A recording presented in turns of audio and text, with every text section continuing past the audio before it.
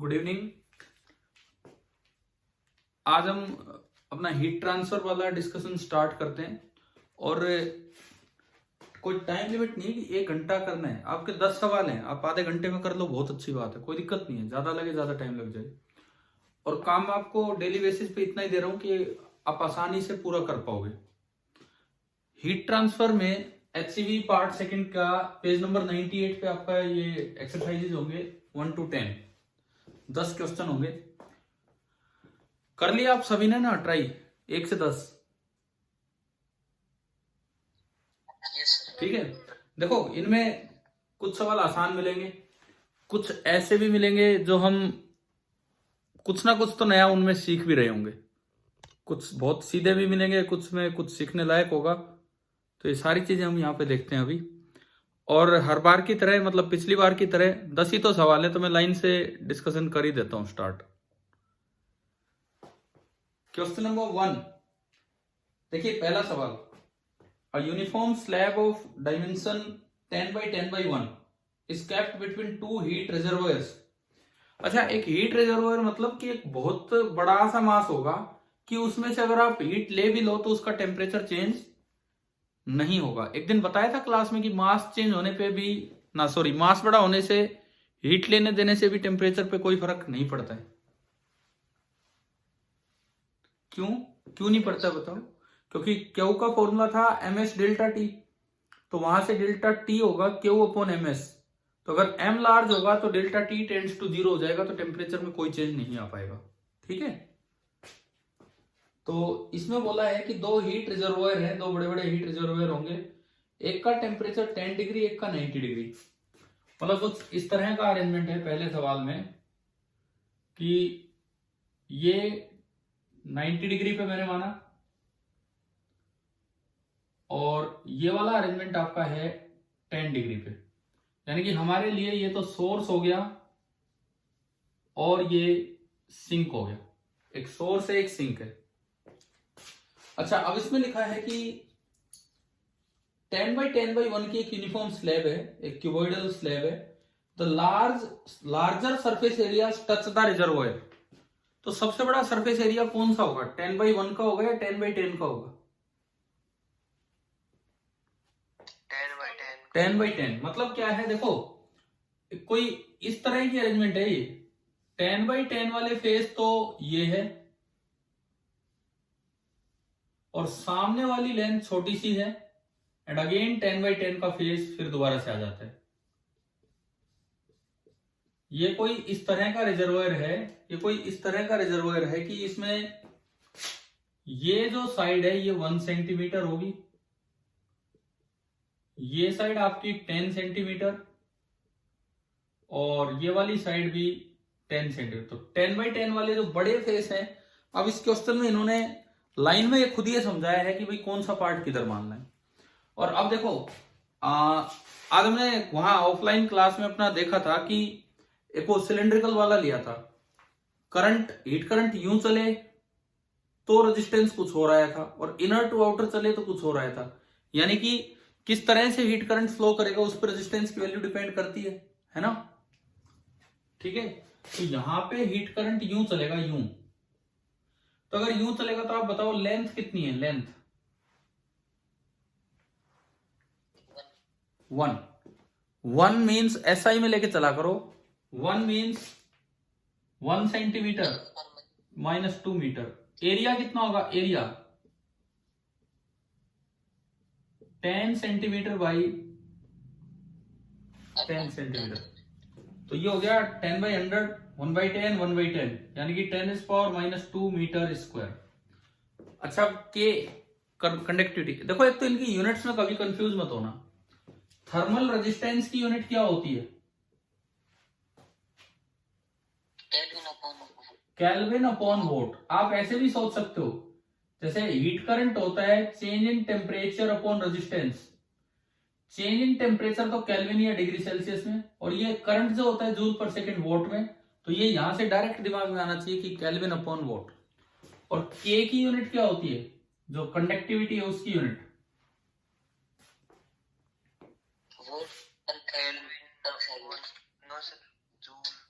देखो, के की यूनिट आपको निकालनी, सुनिए।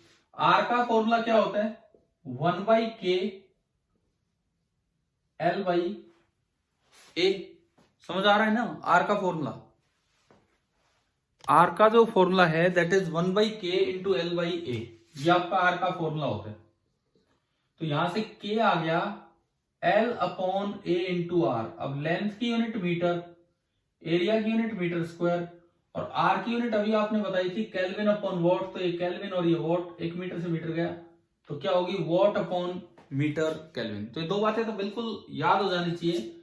थर्मल रेजिस्टेंस की यूनिट तो होती है केल्विन अपॉन वॉट, और जो थर्मल कंडक्टिविटी होती है, थर्मल कंडक्टिविटी, उसकी यूनिट होगी वॉट अपॉन केल्विन और मीटर।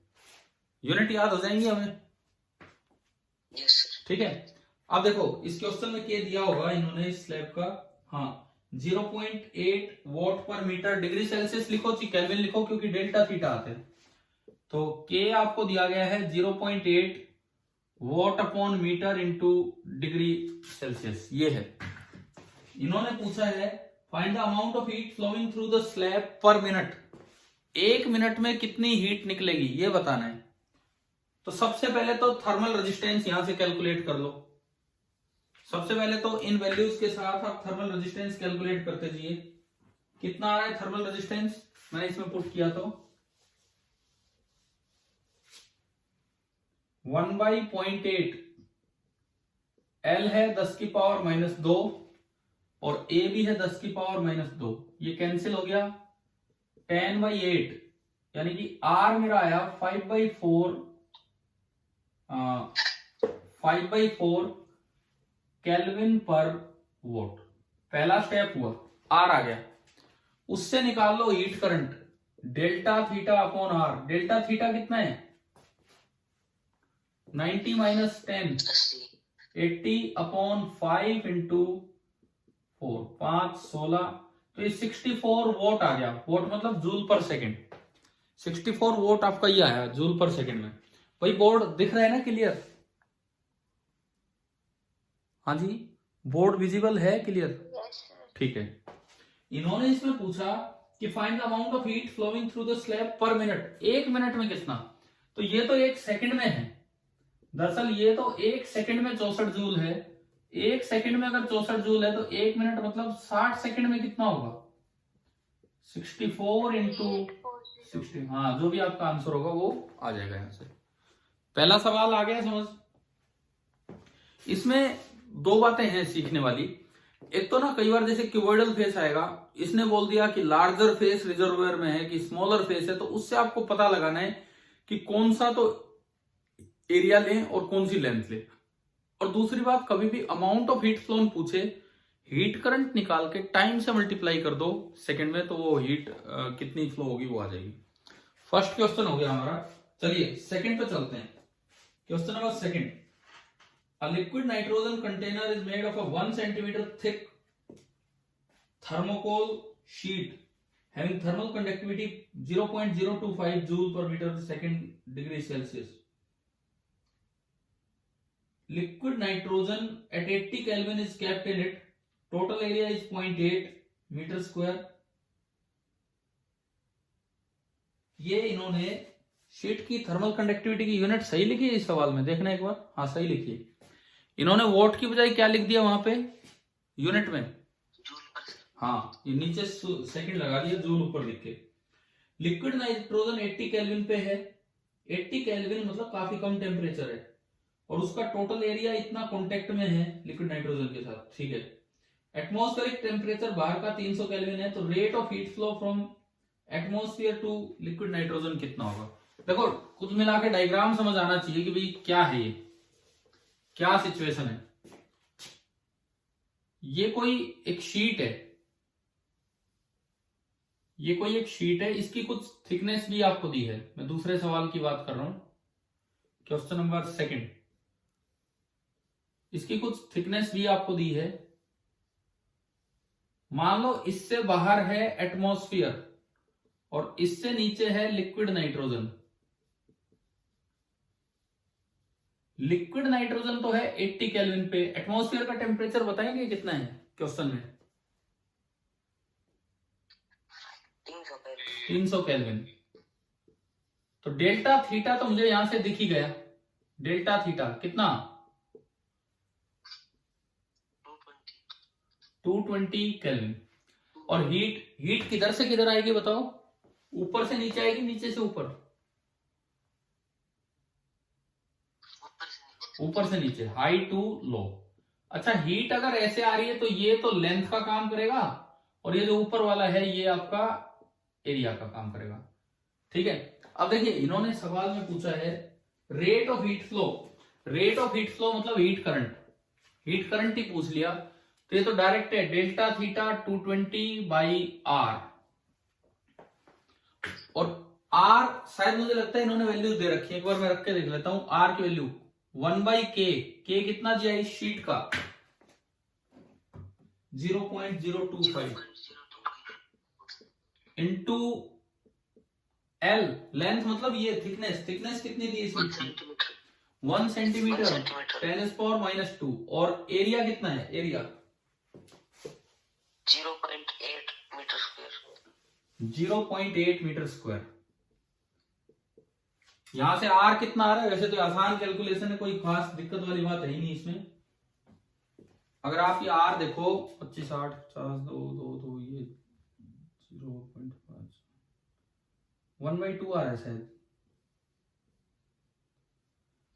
देखना 1/2 बन रहा है यार।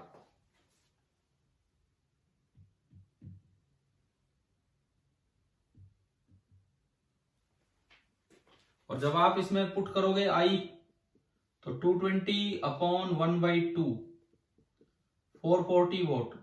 क्या आंसर है इसका? यही है। ठीक है, तो ये हो गया ना। ये तो बस ये था, ये समझना था कि ये शीट किस तरह कंडक्टर का काम करेगी, ये सब। ठीक है, सवाल नंबर 3 पे मैं चलता हूं। भाई थर्ड में किस किस को प्रॉब्लम है बताओ? हो गया सर, थर्ड हो गया सर, हो गया सर। आंसर मैच किस किस का नहीं हुआ? क्योंकि मैं इसलिए पूछ रहा हूं, क्या फर्स्ट टाइम में आंसर मैच हो गया था आपका? ये बताओ आप थर्ड में। Yes sir. एक बताता में आ गया सर उसके। क्या? अप्रोक्सीमेटली 356। अच्छा, ठीक है ठीक है ठीक है, कुछ आ गया था। अब मैं बताता हूं एग्जाम में क्या गलती करते हैं बच्चे इस तरह के सवाल में। The normal body temperature of a person is 97 degree Fahrenheit. Calculate the rate at which heat is flowing out of its body through the clothes, assuming that the following values. Room temperature है 47, तो देखो degree Celsius के साथ। हाँ देखो, हम तो ना सवाल सोल्व करते रहते हैं या तो डिग्री सेल्सियस में या केल्विन में, और उनमें क्या स्केल का फर्क है या स्केल साइज सेम होता है? सेम होता है। तो एक मिस्टेक जो अक्सर बच्चा इस तरह के ऑब्जेक्टिव में कर जाता है, क्योंकि एक ऑप्शन यहाँ 100% ऐसा दिया जाएगा जो सेम लेके किया जाए। देखो मैं आपको बताता हूँ, इसमें 97 और 47, कई बार बच्चा क्या करता है डेल्टा थीटा सीधा लिखता है 97 - 47 कितना? 50। यूनिट बोले वो तो हम कन्वर्ट करते ही नहीं है ना। आर तो आसान केस है। देखो हमारी बॉडी से कपड़ों के थ्रू हीट बाहर जा रही है, तो आर का फॉर्मूला 1/k L/A। कपड़ों की कंडक्टिविटी कितनी दी है? क्लॉथ्स की कंडक्टिविटी 0.04। हाँ, लेंथ कितनी दी है? वो दी होगी अलग से इसमें। थिकनेस मतलब जैसे कपड़ों में से देखो कपड़ों में से हीट बाहर आ रही है, तो जो थिकनेस ऑफ क्लॉथ है वही लेंथ का काम करेगी। लेंथ आपको दी है कितनी? 0.5 सेंटीमीटर, तो 0.5 इंटू 10⁻²। और एरिया कितना दिया है कपड़ों का? Contact area 1.6 meter. 1.6 meter square. ये तो आपका आपने आर निकाल लिया एसआई यूनिट में। ठीक है, अगर 16 4 64 ऊपर 5, ये पॉइंट सारे शायद एडजस्ट हो ही रहे हैं। हाँ, तो 5/64 केल्विन अपॉन वॉट ये आया। अब बच्चे क्या करते हैं, हीट करंट पूछे direct delta theta by R. Delta theta मतलब 50 अपॉन 5/64 640। अब ऐसे ऑब्जेक्टिव में ना एक ऑप्शन तो ये मिलेगा ऐसे ऑब्जेक्टिव क्वेश्चन में एक ऑप्शन ये मिलेगा 640, और बहुत बार बच्चे उसको टिक कर आते हैं। गलती क्या है कि ये डिग्री फारेनहाइट में है, ये भी डिग्री फारेनहाइट में है कि हाँ, डिग्री फारेनहाइट में सेम स्केल नहीं चलता है साइज में जो केल्विन में होता है, तो आपको मेनली इसे सेल्सियस से केल्विन में बदलना होगा।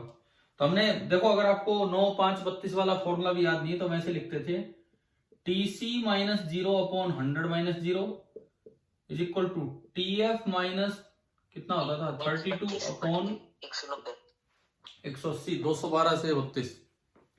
ठीक है, यहां से अगर आप देखोगे तो TC अपॉन ये 5 हो गया 20, 5, 9, दैट इज TF माइनस 32/9।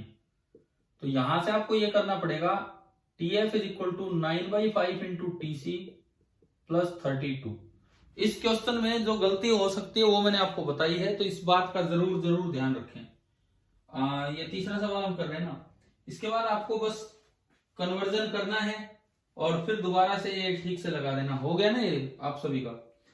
अगर पॉइंट्स में आंसर हो तो HC वर्मा में थोड़े इग्नोर करके दे रखे हैं वो पॉइंट्स को, तो राउंड ऑफ करके लगभग वो आंसर आ जाना चाहिए। हो जाएगा भैया? किसी और को डाउट है तो बताओ कन्वर्जन के साथ। अच्छा, अब मुझे ये बताओ क्या किसी बच्चे ने एक बार ये आंसर निकाला था कि कुछ ऐसा हुआ हो कि एक बार ये आंसर आया फिर आंसर देख के पता लग है? नहीं? ठीक है, तो फिर तो बहुत अच्छी बात है, लेकिन होता यह है कि अक्सर एग्जाम में ये ऑप्शन मिलता है तो बच्चे टिक कर जाते हैं वहां पे। चलो ठीक है, आगे बढ़ते हैं।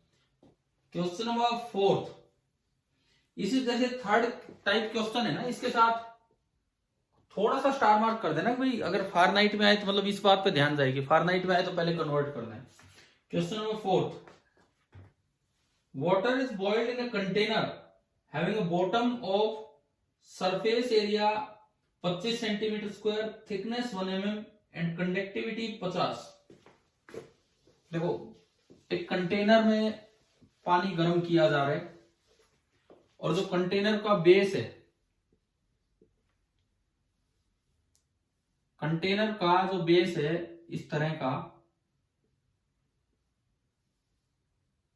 ये आपको इसकी थिकनेस दे दी है और आपको इसका एरिया दे दिया, और बॉईल किया जा रहा है तो हीट यहां से यहां आएगी पानी की तरफ, नीचे से ऊपर आएगी हीट पानी की तरफ, इस तरह से इसके ऊपर पानी रखा हुआ है। आपको दिया गया है एरिया 25 सेंटीमीटर स्क्वायर है, तो 25 गुणा 10 की पावर -4 मीटर स्क्वायर में, ऐसा यूनिट में।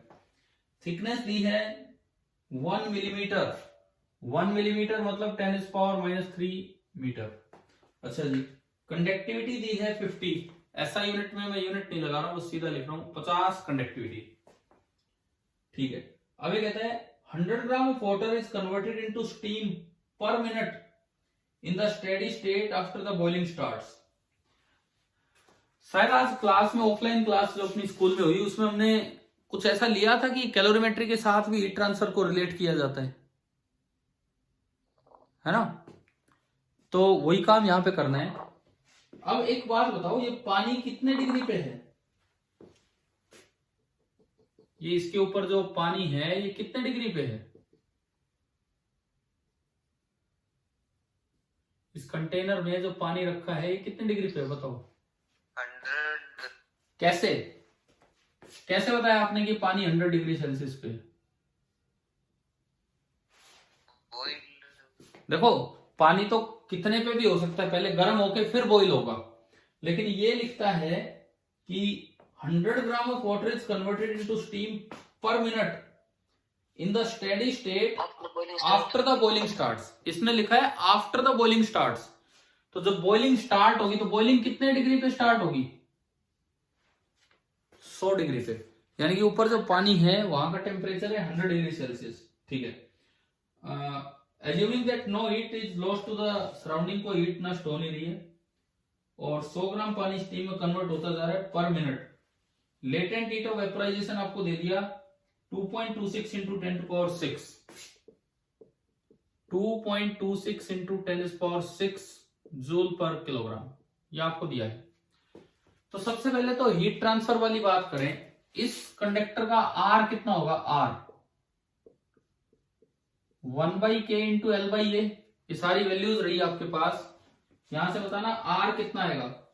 फ्रैक्शन में बता दो, चीप पॉइंट्स में मत कन्वर्ट करो, फ्रैक्शन में आप बता दीजिए सिंपली, पॉइंट्स में कन्वर्ट करने की कोई जरूरत ही नहीं है। हमें कितना आ रहा है फ्रैक्शन में, 1 minute, 1/k 1/50 into L, L है 10⁻³ ये थिकनेस है, अपॉन एरिया 25 गुणा 10⁻⁻, कौन कह रहा है यार 4/50, 4/50 तो किसी तरीके से नहीं आ रहे। 10⁻³ से -3 गया, एक 10⁻⁻1 बचा, वो 0 कट गया, 25 5 125, ये तो केवल 1/125 आ रहे हैं केल्विन पर वोल्ट।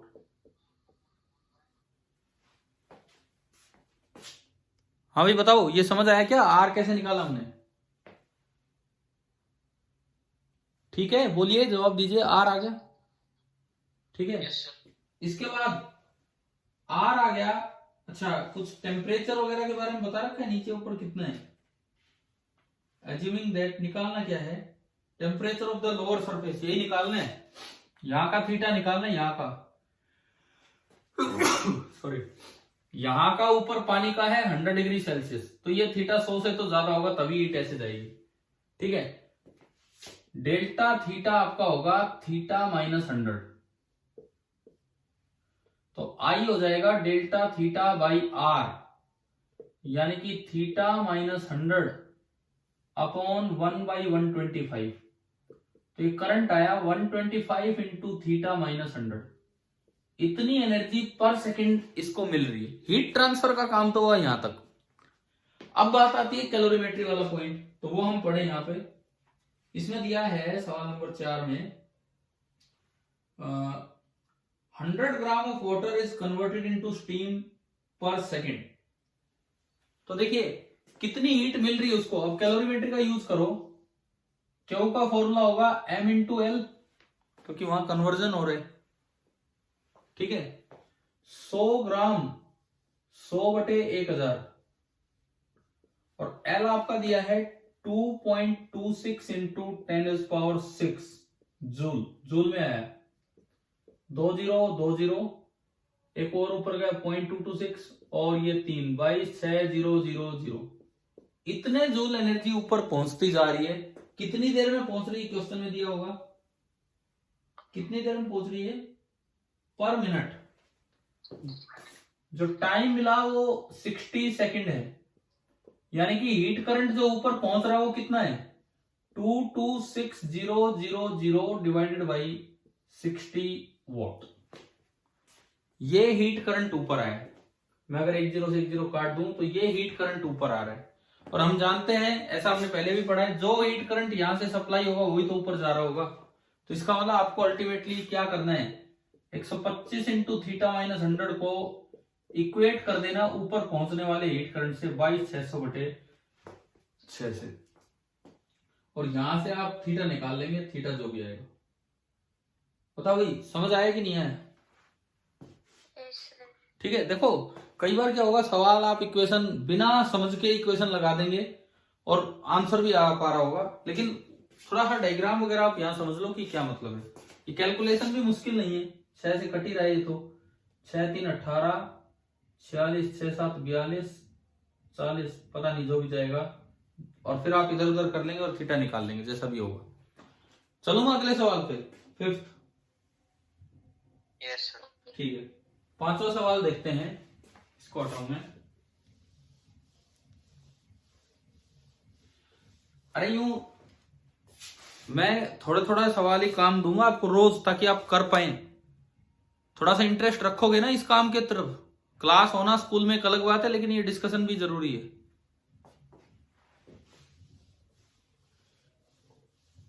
10 से 15 सवाल तो आप दिन के कर ही सकते हो स्कूल से जाने के बाद, है ना?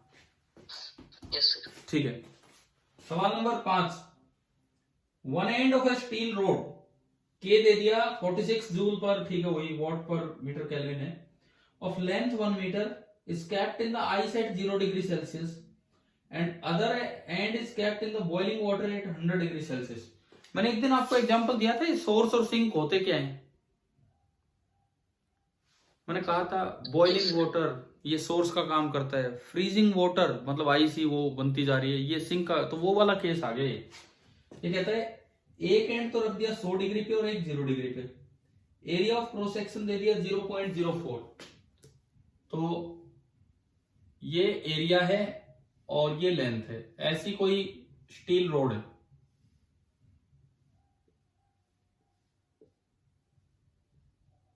ये एक स्टील रोड है, इसका एक साइड का एरिया, ये जो क्रॉस सेक्शन एरिया का काम करेगा, ये दिया है 0.04 सेंटीमीटर स्क्वायर, यानी कि 0.04 इंटू 10⁻⁻⁴ मीटर स्क्वायर। अच्छा, जो लेंथ दी है आपको, लेंथ है 1 मीटर, जो ये लेंथ है दैट इज 1 मीटर, और बोला है कि एक एंड 100 डिग्री वाले पानी पे है और एक 0 डिग्री वाले पे। तो यहां तो जो टेम्परेचर है सोर्स की तरफ 100 डिग्री सेल्सियस, और जो टेम्परेचर आइस की तरफ है 0 डिग्री सेल्सियस। ये बन गया अपना डायग्राम, ठीक है। इसके बाद ये पूछता है assuming no heat loss find the mass of ice melting per second.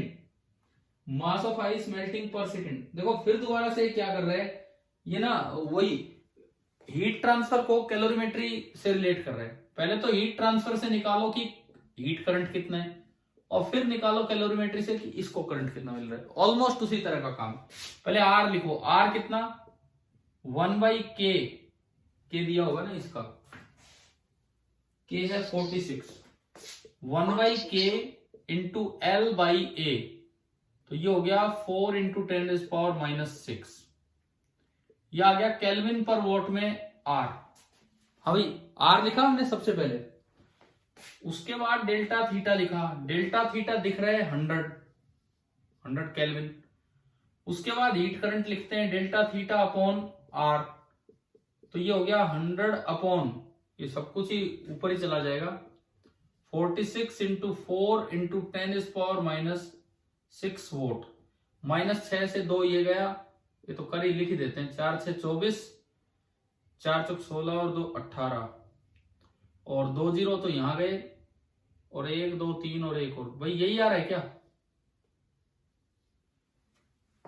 ये आपने हीट करंट निकाल लिया जो यहां से आना था, ठीक है ना ये।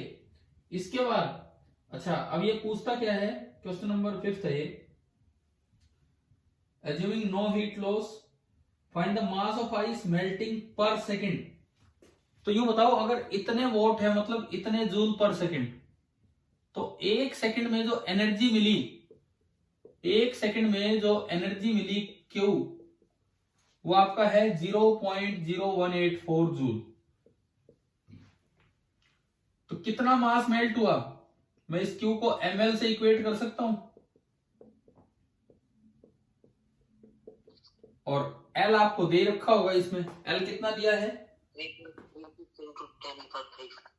3.36 into 10⁻⁵, 3.36 into 10⁻⁵ joule per kilogram, 0.0184 joule, joule से जूल घटा, और ये आपका किलोग्राम में आंसर आ जाएगा यहां से सोल्व करके। चलिए 5वां सवाल आ गया समझना, क्या था, शायद आपने कर भी लिया होगा ठीक ठाक अपने आप। Yes sir.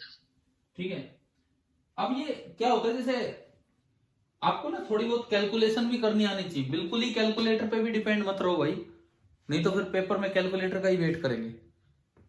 आप कम से कम इनको कैलकुलेट किया करो अपने आप, क्या आ रहा है। जैसे अगर मैं यहां से m की बात करूं, 0.0184, 3.36 और ये 10⁻⁵ किलोग्राम, ये आया। बहुत बार जैसे ऑप्शन ग्राम में होते हैं, पता नहीं इसका आंसर भी क्या होता है ग्राम में, क्योंकि इतना छोटा किलोग्राम में जा रहा है।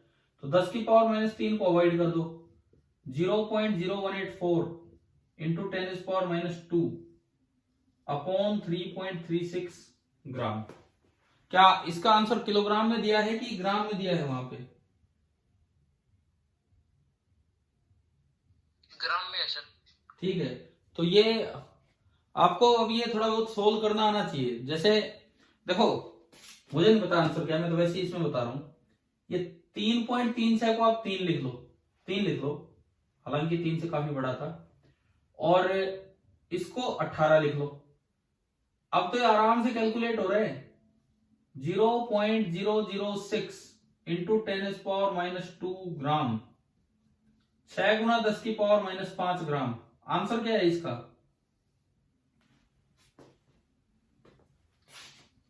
5.5 into 10⁻⁻2। तो देखो, अगर ऑब्जेक्टिव क्वेश्चन आएगा तो आपको इतनी पास पास दो ऑप्शन नहीं मिलेंगे, तो आप बिना कैलकुलेटर नियरेस्ट आंसर तक पहुंचा करो, इतनी अप्रोक्सीमेशन करके, जैसे ये वाला हमने किया।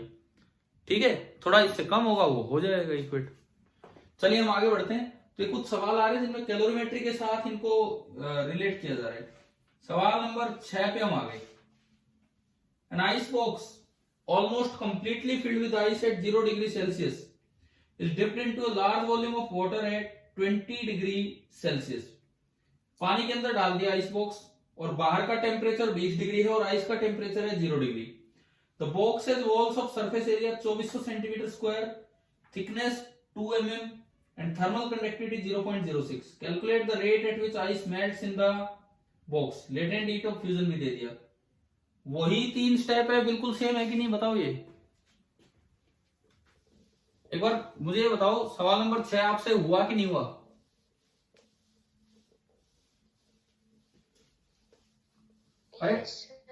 आंसर किस किस बच्चे का आया इसमें, क्वेश्चन नंबर 6 में?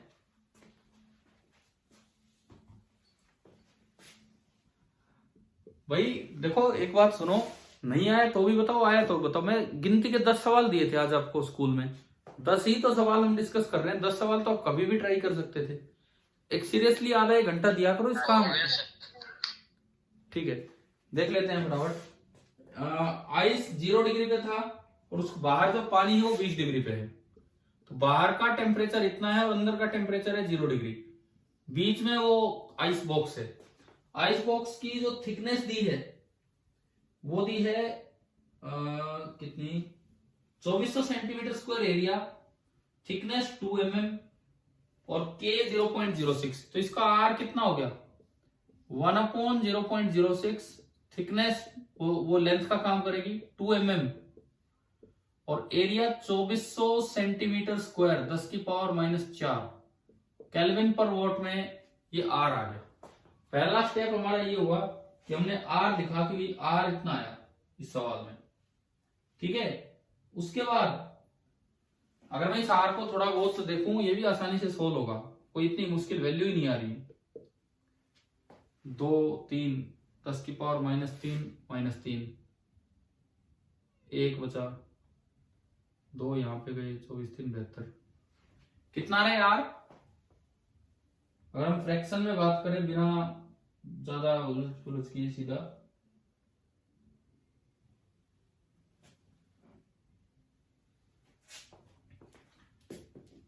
24 9 2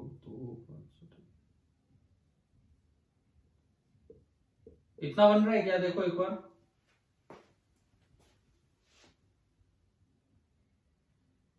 क्या यार इतना आ रहा है यहाँ पे? 20 24 को मैंने काट के लिखा है ये 4 से और फिर उसके हिसाब से। ठीक है, आर आ गए। उससे लिख low heat current. Delta theta कितना है इस कंडक्टर के इधर और उधर, उधर आई से इधर पानी है 20 और हीट जाएगी इधर से इधर। तो यहां से हीट करंट आ गया delta theta upon R 536 5 4। Calculation भी आसान आ रही है, 4 से 24 4 3 144 वोल्ट का हीट करंट आया। ये हीट ट्रांसफर वाला पार्ट पूरा होगा मेरा इस सवाल में। अब कैलोरीमेट्री का पार्ट है। 144 वॉट हीट करंट आ गया, यानी कि 1 सेकंड में इतनी जूल एनर्जी मिल रही है। तो पूछा है calculate the rate at which the ice melts in the box. अच्छा, rate at which the ice melts का मतलब है dm/dt, कितने kilogram ice per second melt हो रही है। तो देखिए, हम जानते हैं क्यू का फॉर्मूला होता है m इंटू एल। दोनों साइड डिफरेंशिएट कर दो विद रिस्पेक्ट टू टाइम, तो dq/dt is equal to m। तो अच्छा रेट ऑफ मास ही निकालना है। एल एक कांस्टेंट होगा, किस रेट से मास मेल्ट हो रहा है वो आ जाएगा। हाँ, ये आपका आई है, ये आई है जो हीट आप सप्लाई कर रहे हैं, करंट। तो dm/dt आपका आ गया I/L। आई आपने अभी निकाला 144, एल आपको दे रखा है आई इसका, इसका कितना दिया इसका, लेटेंट हीट फ्यूजन 3.4 इंटू 10⁵। हाँ, तो ये जो भी आएगा ये आपका आंसर आएगा किलोग्राम पर सेकंड में। ये चीज भी समझ के चलो कि क्या किया है इस तरह से। बताओ, हो गया छठा सवाल? ठीक है, यस सर। 7th पे चलते हैं। 7th पिक्चर, ये फिर से मटका आ गया। ये पिछले चैप्टर में भी तो आया था एक मटका, आया था ना एक सवाल, ध्यान है आपको? एवापोरेट होके मटके में ठंडा हो जाता है पानी। Yes sir. तो ये फिर से वही कॉन्सेप्ट आ गया सवाल नंबर 7 में। देखते हैं हम क्वेश्चन नंबर 7। हाँ भाई, कितने हॉस्टलर हैं आज इसमें क्लास में अभी जुड़े हुए?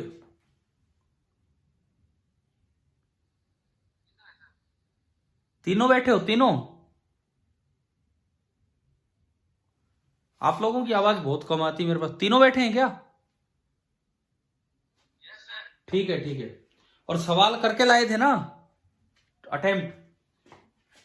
7 देखिए, ठीक है। 7, a pitcher with 1 mm thick porous wall contains 10 kg of water।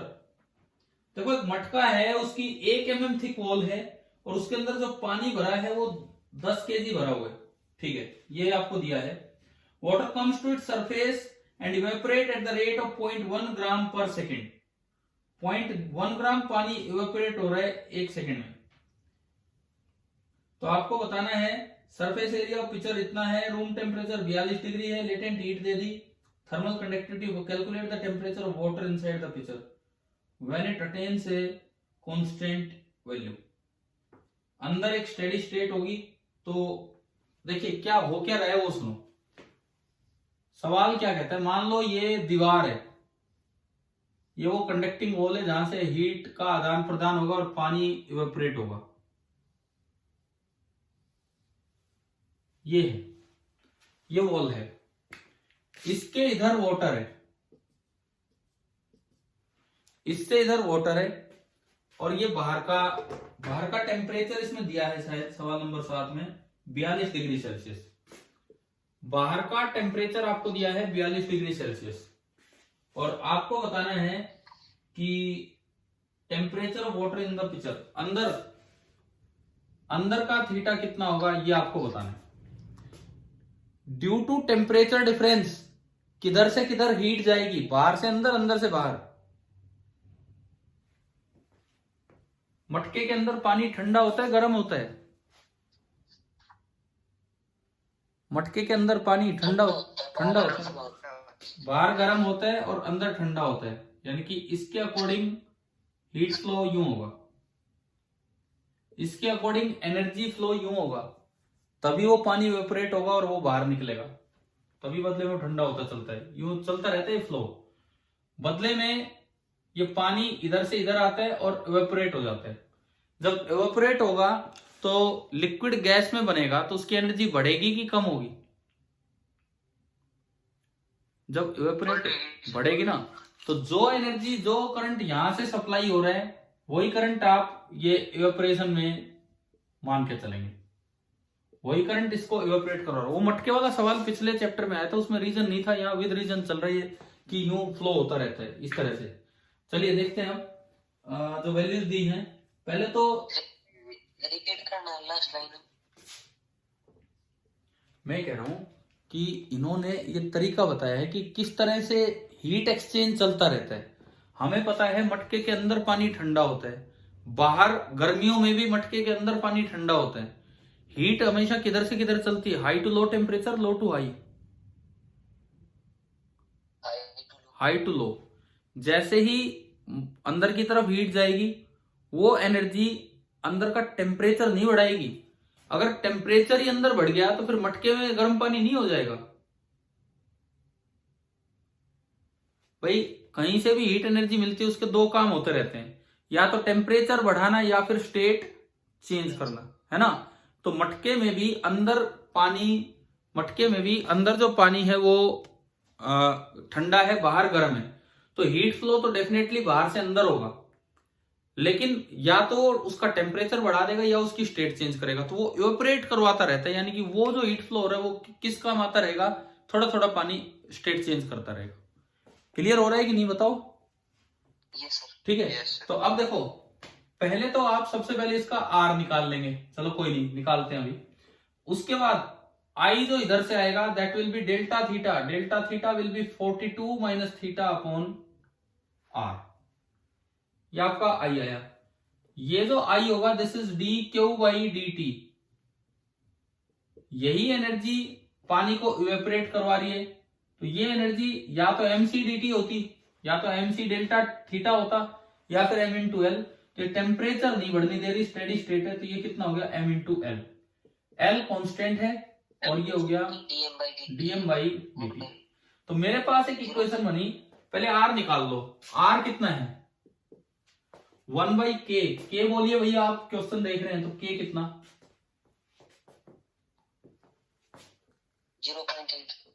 0.8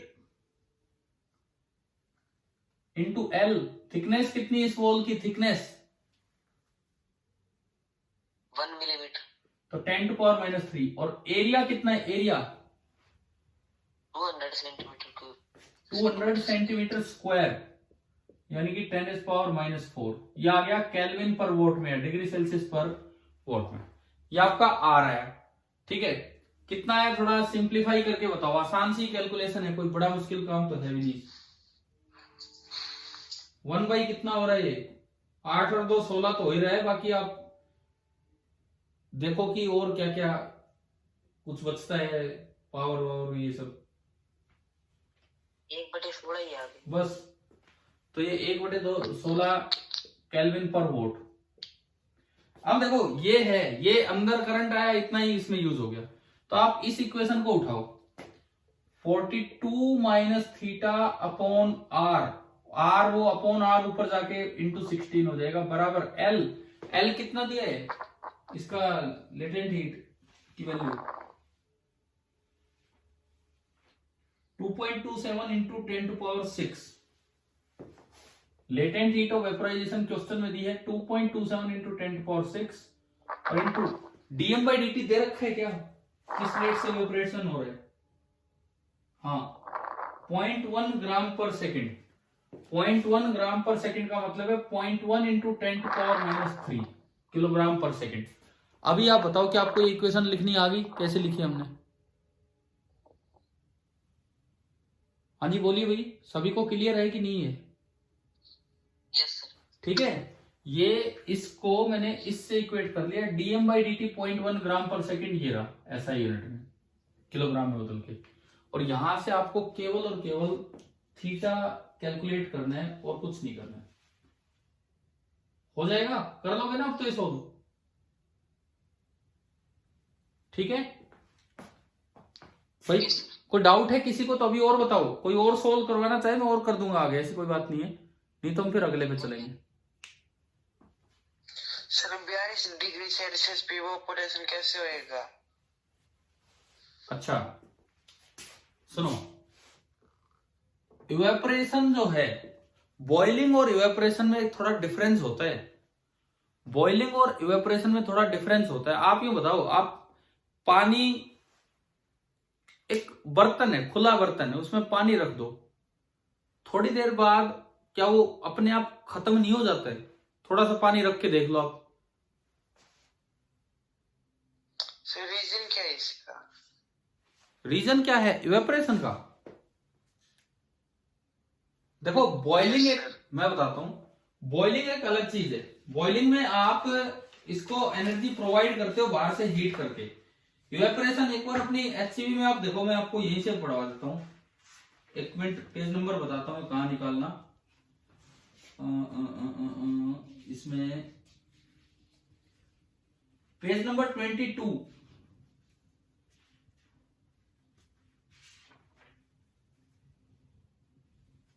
हाँ भाई पेज नंबर 22 निकाला आपने? एचसी वर्मा बुक में सभी बच्चे एक बार देखिए, पेज नंबर 22 पे एक टॉपिक दिख रहा है इवेपोरेशन। Yes sir. ये पढ़ लेना, ये थ्योरी पढ़ लेना, समझ आ जाएगा इवेपोरेशन क्या होता है। फिर भी ना आए तो मुझसे फिर पूछ लेना, है ना? ठीक है। और उसके बाद शायद वहां बॉइलिंग भी दे रखा होगा, आगे देखना एक बार उसके आसपास कहीं बॉइलिंग है क्या। यस सर, 23 पे। तो आप एक बार वो दो टॉपिक पढ़ के देख लेना, इवेपोरेशन और बॉइलिंग। यार देखो, मैंने कभी फिजिक्स सीखी थी, मैंने आपको बताया था, मैंने शायद बताया हो कि मैंने एचसीवी की थ्योरी पढ़ पढ़ के फिजिक्स सीखी थी कभी, बहुत ठीक सी थ्योरी दी हुई है, तो इसीलिए मुझे पता है भाई कहाँ पे क्या है। तो आप एक बार ये दो टॉपिक पढ़ के देखना, ताकि इवेपोरेशन और बॉइलिंग में आपको डिफरेंस पता लग जाए। क्लियर?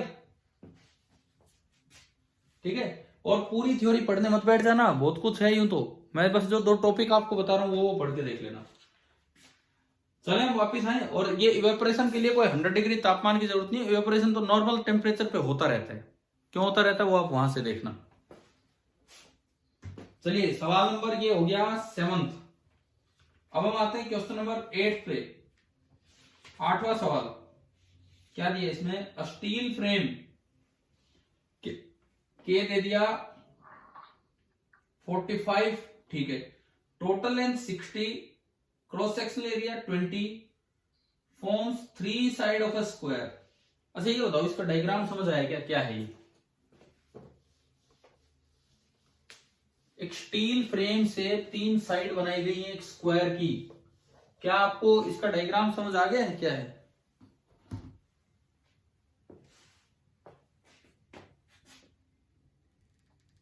बोलो एक बार, समझ आया है क्या, क्या है ये? Yes sir. देखिए कुछ ऐसा है ये, सुनो मैं बताऊं आपको। ये एक लंबा सा स्टील फ्रेम है, लंबा सा स्टील फ्रेम इस तरह का, इस तरह का ये स्टील फ्रेम है। इसकी लेंथ बताओगे मुझे कितनी दी है लेंथ? 60। Yes sir.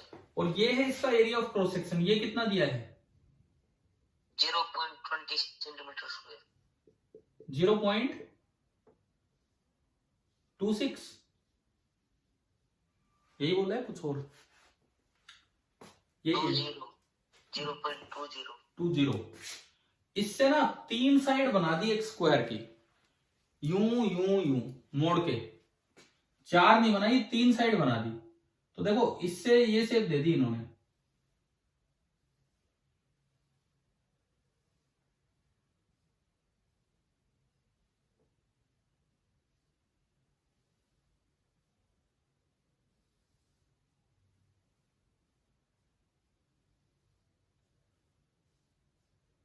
इसको यूं फोल्ड कर दिया इस तरह से। समझ आ रहा है क्या बना दिया किस तरीके से? ठीक है। ये नीचे मैंने पूरा दिखाया नहीं, मतलब इस तरह से बन गया है।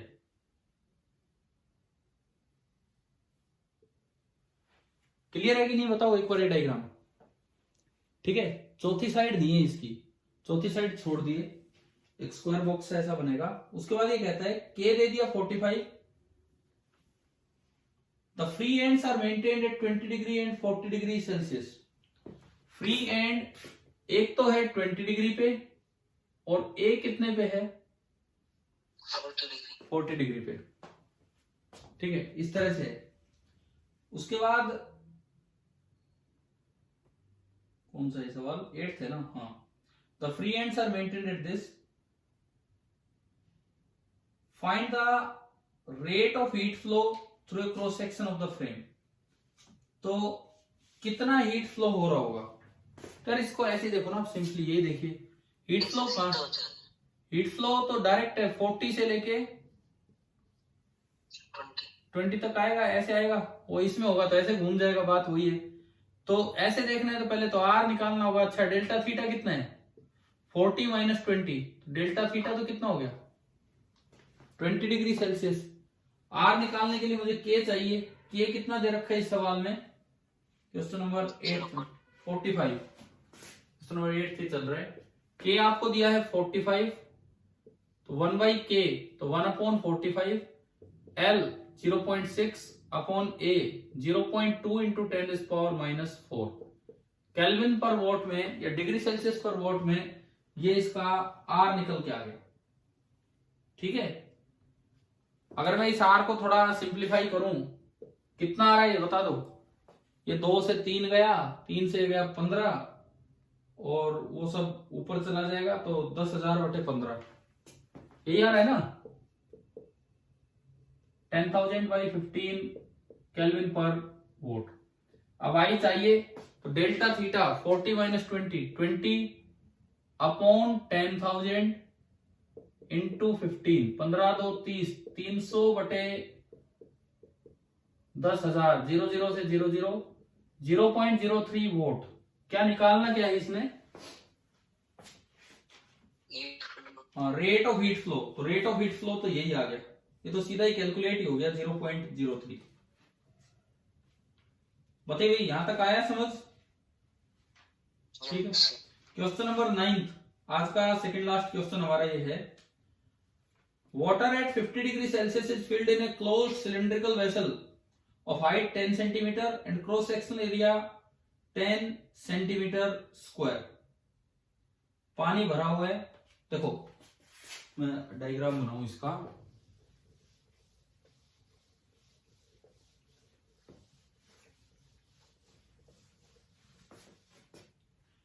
क्वेश्चन नंबर 9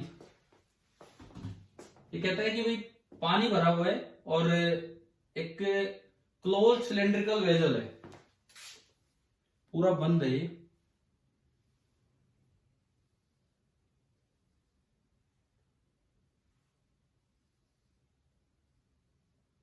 पूरा बंद है, इधर भी और साइडों में भी इस तरह का है। अच्छा, उसके बाद इसकी हाइट है 10 सेंटीमीटर और एरिया है 10 सेंटीमीटर स्क्वायर और हाइट है 10 सेंटीमीटर। तो मेरे पास वॉल्यूम आ गया,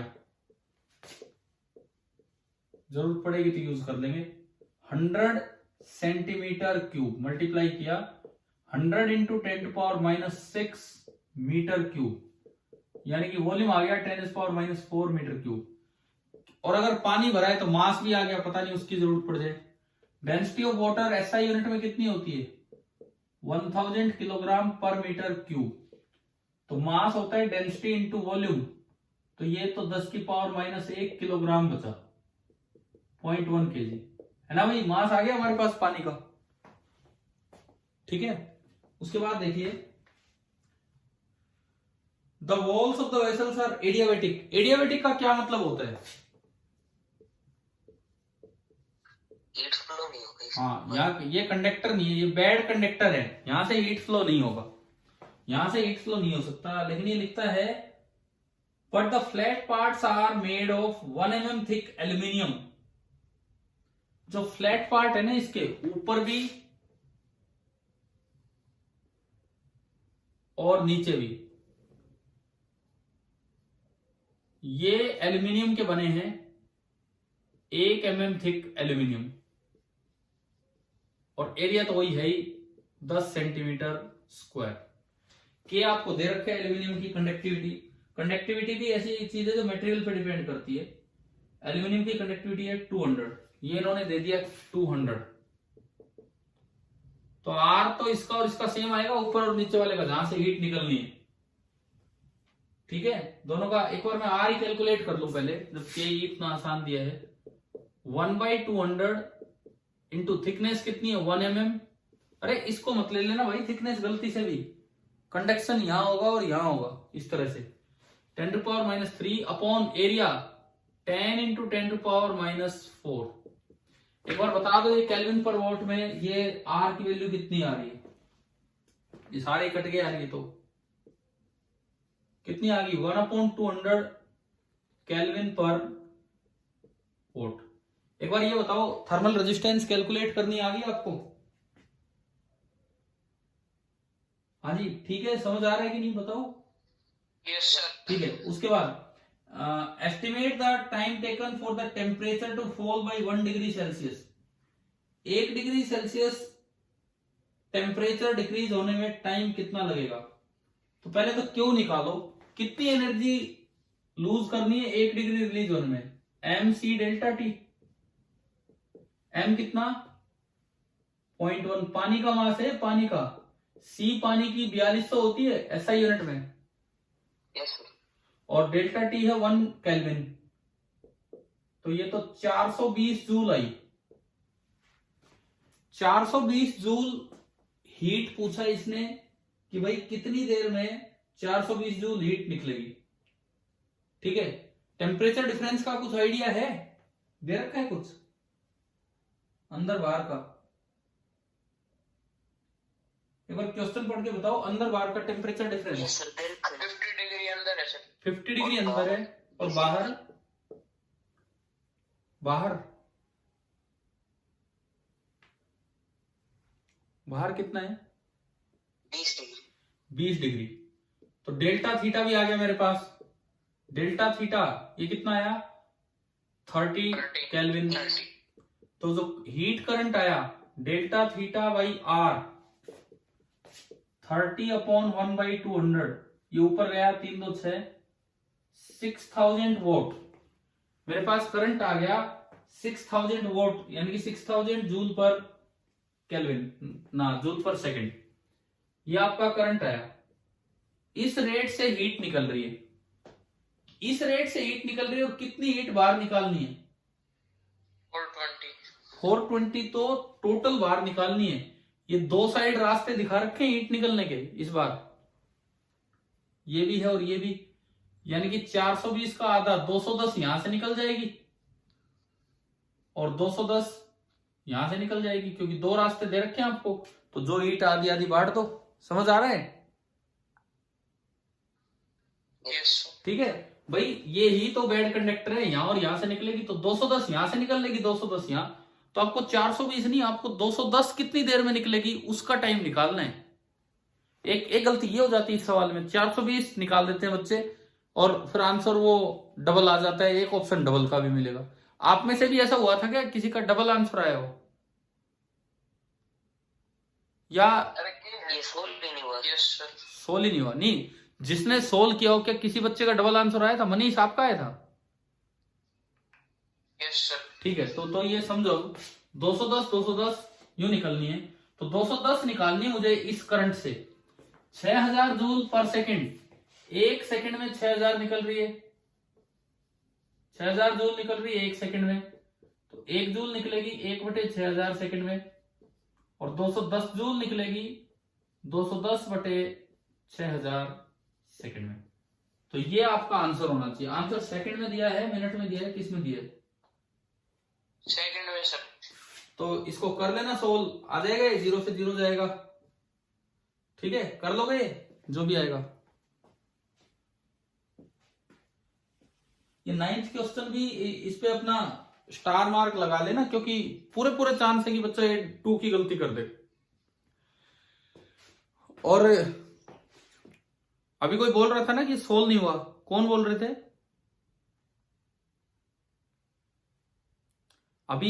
अभी आ गया समझ? नहीं भी हुआ था तो? Yes sir. ठीक है, आखिरी सवाल पे आते हैं। लास्ट क्वेश्चन आज का आखिरी सवाल। The left end of a copper road, length 20, area of cross section 0.2 is maintained at 20 degree and the right end at 80 degree. Question number 10th.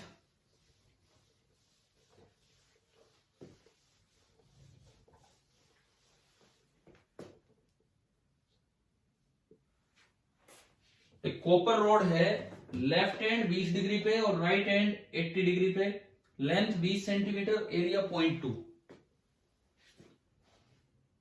ये कोई कॉपर रोड है, ये इसका क्रॉस सेक्शन है,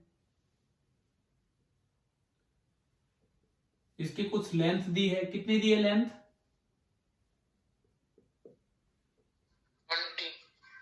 20 centimetre.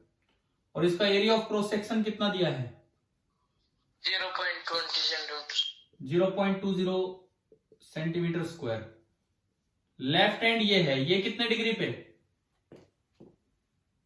Left hand 20 degree Celsius. 20। Yes sir. और right hand कितने पे? तो इस बार हीट फ्लो ऐसे चलेगा, इस बार ऐसे चलेगा हीट फ्लो। के दे रखा होगा आपको, इसका के है नीचे दिया है 385, के आपको दे रखा है 385। कुछ भी करने से पहले मैं आर निकाल लू, 1/k into L 0.2 by A, 0.2 into 10⁻⁻⁴, 0.2 से 0.2 गया, 1000 अपॉन 385 केल्विन पर वॉट। ये मेरे पास आर आ गया। कुछ भी आगे मैं बढ़ूं उससे पहले मेरे पास आर आ गया, ठीक है। अब ये कहता है फाइंड, पहले मैं बी पार्ट पे आ रहा हूं। बी पार्ट में क्या पूछा आपसे, बी पार्ट हीट करंट, तो वो सीधा है ना हमारे लिए, delta theta by R. Delta theta 80 - 20 60, 1000 और ये 385, ये मल्टीप्लाई कर लो 6 इंटू 385 ताकि हमारा आंसर भी मैच हो जाए। इसी हिसाब से मैं देख रहा हूं, 6 इंटू 385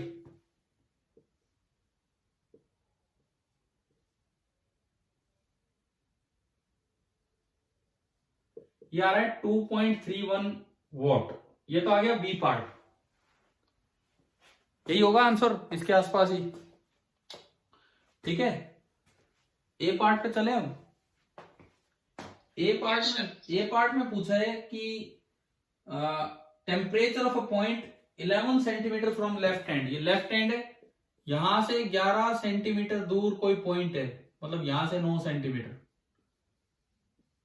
बीच का, अरे मैंने क्लास में वहां स्कूल वाली क्लास में करवाया था, बीच का टेम्परेचर निकालना, तो जो हीट करंट आ रहा है वही आगे जाएगा, टी मानते हुए वहां का। यस सर, 2 पार्ट में ब्रेक करके। हाँ, इसका थीटा मान लो आप, इसका थीटा मान लो। यहां से यहां हीट करंट होगा, यहां से यहां जो हीट करंट होगा वो होगा 80 माइनस थीटा अपॉन इसका आर। इसका आर होगा 1/k 9 सेंटीमीटर बाई ए। समझ आया क्या? Yes sir. बराबर, आगे चलो, आगे उतना ही तो करंट आगे निकलेगा। थीटा -20 अपॉन के तो सेम है, लेंथ 11 सेंटीमीटर बाई एरिया भी सेम है। एक बार बताओ क्या ये इक्वेशन समझ आ गई? ठीक है, ये इसका ए पार्ट किस किस से हुआ था सोल्व? घर से हो गया था सर, हो गया था ना, ठीक है। एग्जैक्टली ये हमने किया हुआ था, ये का ये काम हमने किया हुआ था क्लास में। अब ये मैंने सेंटीमीटर इसलिए नहीं बदला, ये कट जाएगा, के ए से के ए भी कट गया, क्रॉस मल्टीप्लाई कर लो, 11 8 88, 11 थीटा 9 थीटा 180, 180 आके जुड़ेगा 0 0 8 8 16 8 1 9 और 1 10। अरे सही किया, गलत तो नहीं कर दिया, बराबर 20 थीटा। 0 से 0 गया, थीटा आ रहा है 53 और ये डिग्री सेल्सियस में चल रहे हैं। यही होगा आंसर।